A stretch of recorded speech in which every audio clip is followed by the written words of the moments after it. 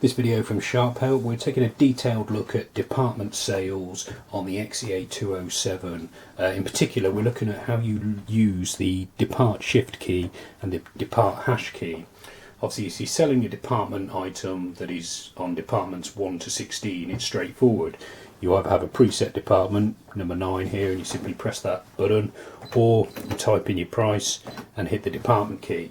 But obviously on the 207 you have got up to 99 departments, so how do you sell an item through departments 17 to 99 which don't have their own button?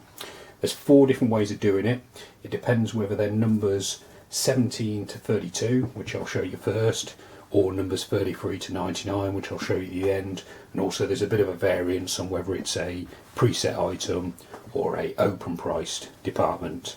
So if we start with the preset items, if we want to sell department 20, which doesn't have its own button, but we know that it's a preset department, all you do is press depart shift, then you press department 4, which is also department 20 when the shift is on, and that has sold the department 20 item with all its preset statuses. If the department is open and it's numbered 17 to 32, then the process is slightly different. You simply type in the price to start with, so $1.99. Then instead of pressing the normal department button, you press department shift, and then to sell department 32, for example, you then hit this key here, and that has sold $1.99 through department 32.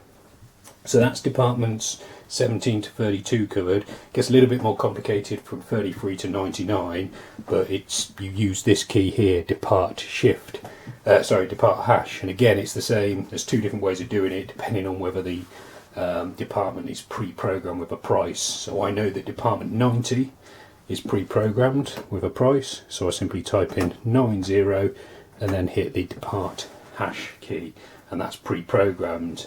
Now if I've got an open department, I don't type in the price to start with.